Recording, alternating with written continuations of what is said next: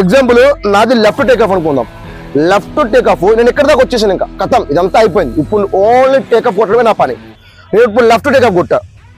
ఇది కొట్టంగానే మొన్న ఏం చెప్పాను సార్, హ్యాండ్ ఆపోజిట్ లెగ్, ఈ లెగ్ ఒకేసారి కోఆర్డినేషన్ ఉండి ఈ యాక్షన్కి ఈ రెండు రియాక్షన్ రావాలి.